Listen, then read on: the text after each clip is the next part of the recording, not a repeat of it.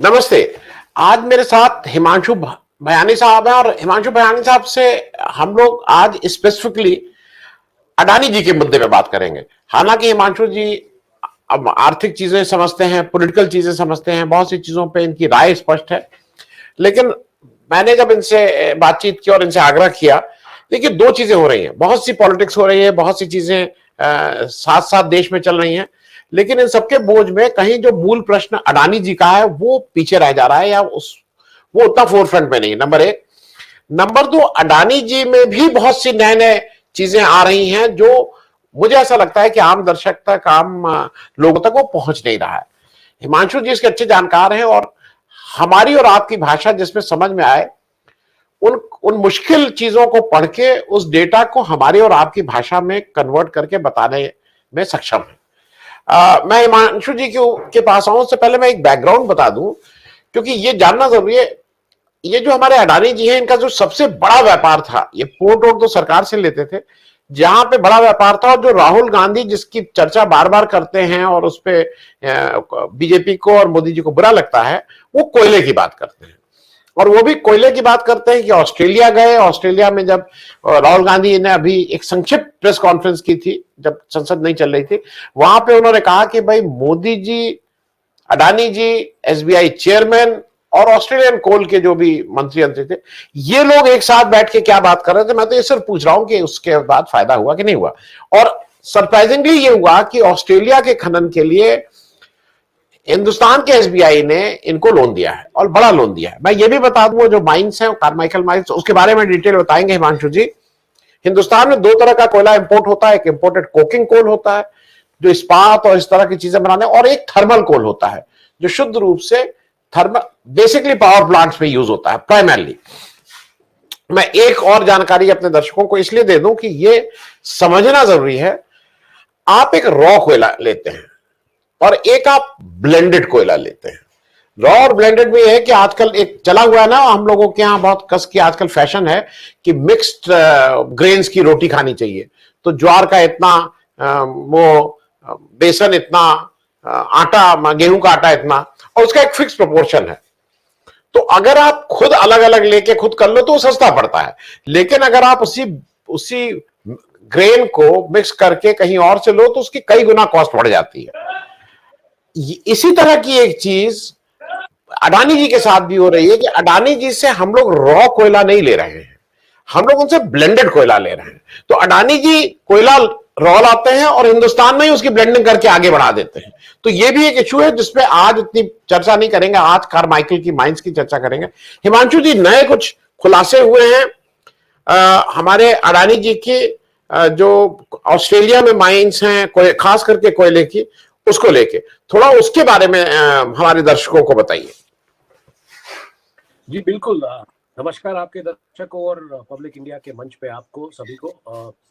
आपके साथ जब लास्ट डिस्कशन हुई थी तब ये बात आई थी कि कौन से मुद्दे हैं जिसकी वजह से पूरी हिंडनबर्ग की रिपोर्ट या ये हो सकती है। एक मुद्दा ये भी था कि जिस तरीके से कार्माइकल कोल माइंस जो है ऑस्ट्रेलिया में कंपनी की, उसमें जो रिजर्व मिला था वो करीबन 8 बिलियन टन था, जो कि बढ़ के 10.5 मिलियन टन हुआ था उनका कुछ जियोथर्मल सर्वे या जो भी किया था उसके मुताबिक।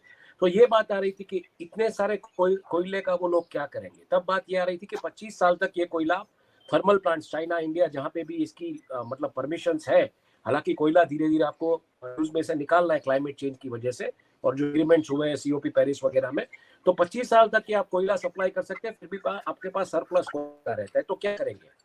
तो उसमें हमने एक बात कही थी कि उन्होंने कोल से प्लास्टिक बनाने का प्लांट, और वो भी मुंद्रा में लगाने वाले थे, जो कल एक खबर आई पीटीआई के हवाले से कि वो प्लांट अभी वो नहीं लगाने वाले हैं।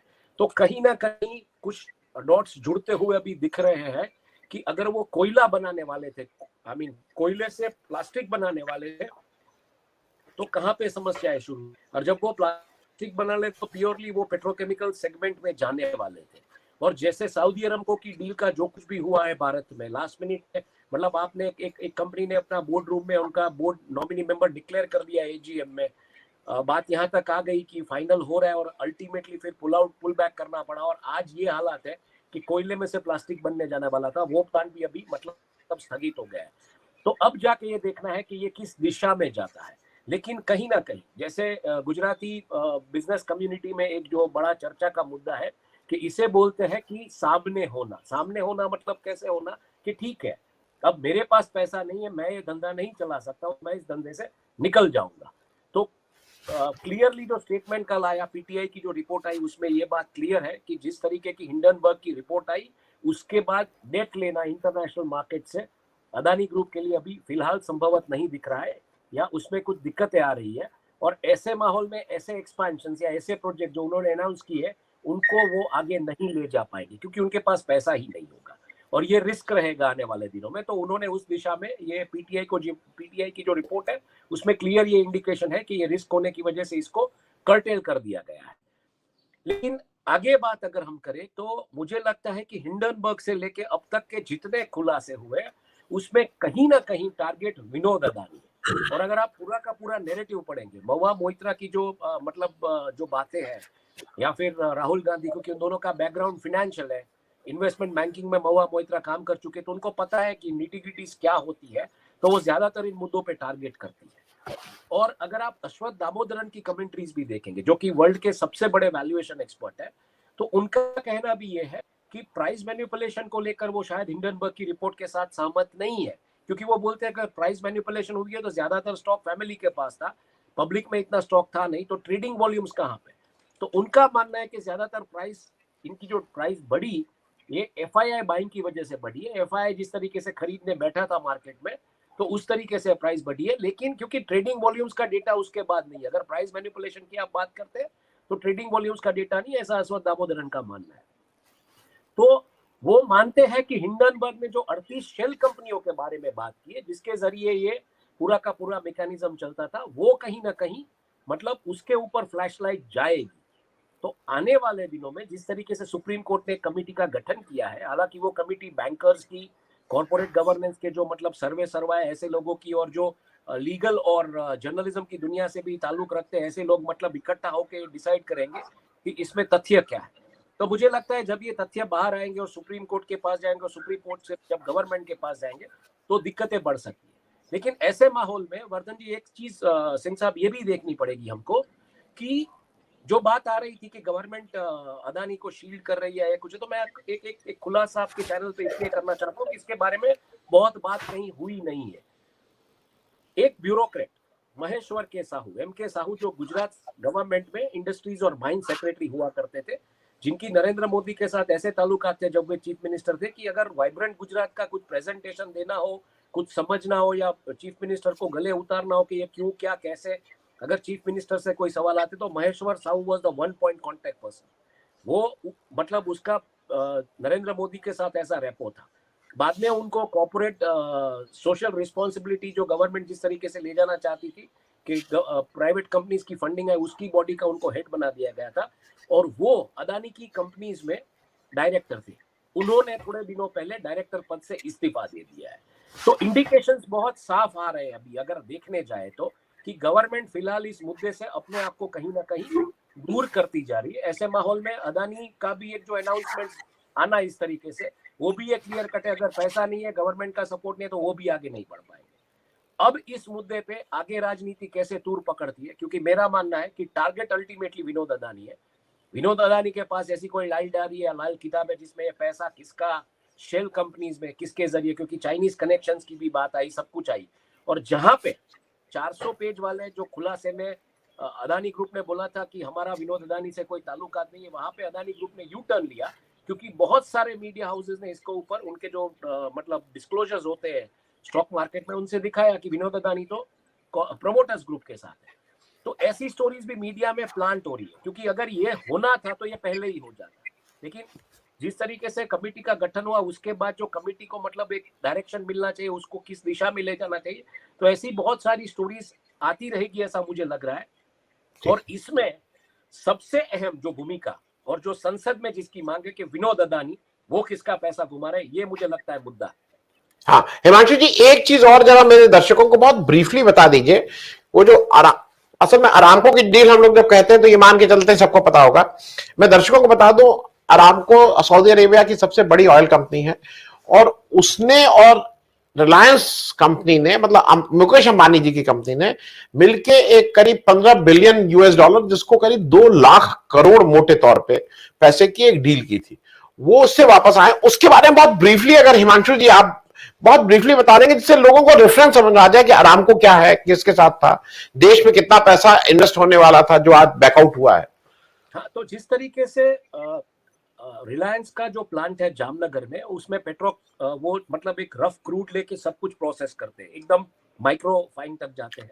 रिफाइनरी, हाँ हाँ, एकदम क्रिस्टलाइन करके वो पेट्रोकेमिकल्स, मतलब खाली पेट्रोल और डीजल नहीं निकालते, पेट्रोल, डीजल, गैस, प्लास्टिक, ये सब। और प्लास्टिक का अगर आज सबसे बड़ा बेनिफिट, अगर प्लास्टिक का व्यापार अगर सबसे बड़ा है, प्लास्टिक के प्राइसेस के दाम अगर कोई हिंदुस्तान के बाजार में खोलता है तो वो रिलायंस खोलता है हर शुक्रवार को, पॉलीप्रोपिलीन, पॉलीइथिलीन वगैरह के।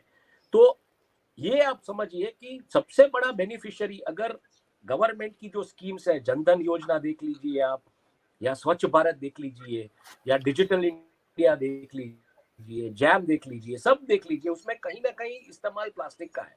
प्लास्टिक मनी के, प्लास्टिक के जो कार्ड है डेबिट क्रेडिट के, दो तरीके के कचरे के कूड़ेदान, ब्लू और हरा, उसके बाद प्लास्टिक की जो मतलब ब्रूम स्टिक्स वगैरह। तो सबसे बड़ा बेनिफिट कहीं ना कहीं अदानी अंबानी ग्रुप को तो हुआ ही है, क्योंकि प्लास्टिक का जिस तरीके से मतलब पहले फेज में अगर 2014 से 2019 की बात करें, 2018 से अदानी ग्रुप का राइज हुआ। हिमांशु जी एक सेकंड मैं रोक इसलिए रहा हूं कि आप, ये जो हुआ ये टेक्नोलॉजी चेंज होने की वजह से लोगों का के बिहेवियर, सोशल बिहेवियर और घर के, उस वजह से भी प्लास्टिक हमारे जीवन में घुस गया है। ये कोई सरकार ने डंडा मार के नहीं किया, मतलब ये थोड़ा डिफरेंस हम अपने डंडा मार के नहीं किया है, पर जिस तरीके से स्कीम्स को प्रमोशन मिला, तो कहीं ना कहीं अगर आप उस टाइम पे प्लास्टिक के प्राइसेस देखेंगे हिंदुस्तान में, तो वो एक ऊंचाई पे थे। और इसका बेनिफिट मतलब जो प्लास्टिक का सबसे बड़ा व्यापार करते हैं रिलायंस ग्रुप, उनको हुआ है, नो डाउट। डंडा मार के नहीं किया गया, ऐसा मैं नहीं मानता हूं कि डंडा मार के किया गया, लेकिन ये पोटेंशियल बहुत ज्यादा था। तब जाके सऊदी अरब को कहीं ना कहीं रिलायंस के साथ जुड़ने वाला था।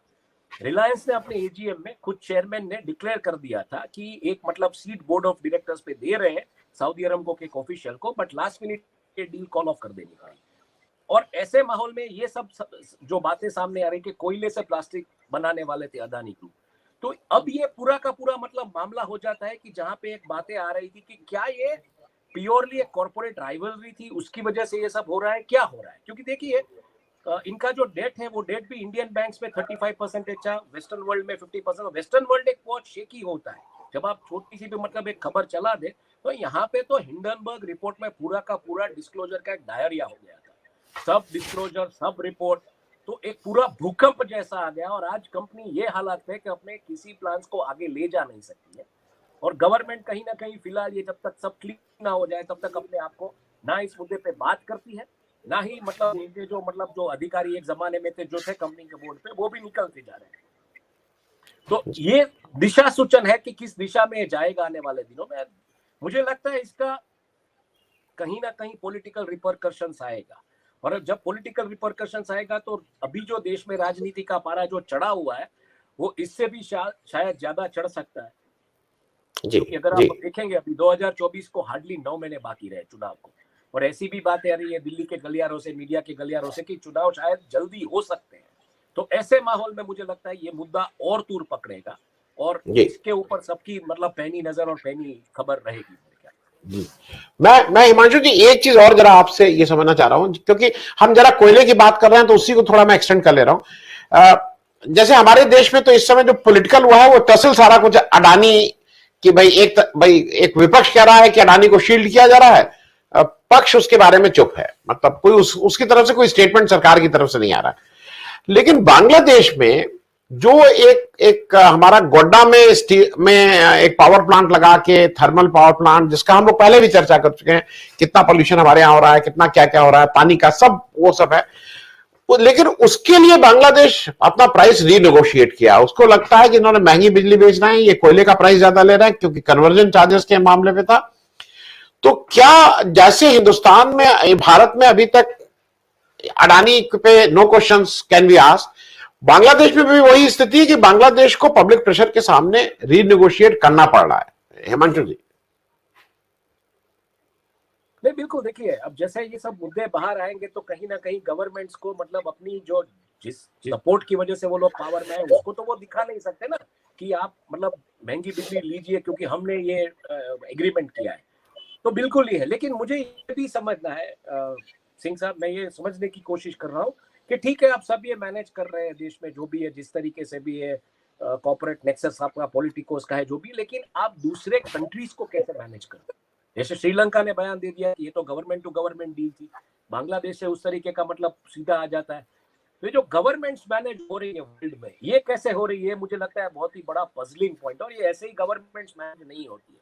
आप भी मतलब इतने सालों से पत्रकारिता जी में आपने भी पावर कॉरिडोर्स कवर किए, तो आपको पता है कि गवर्नमेंट्स ऐसे आसानी से मैनेज नहीं।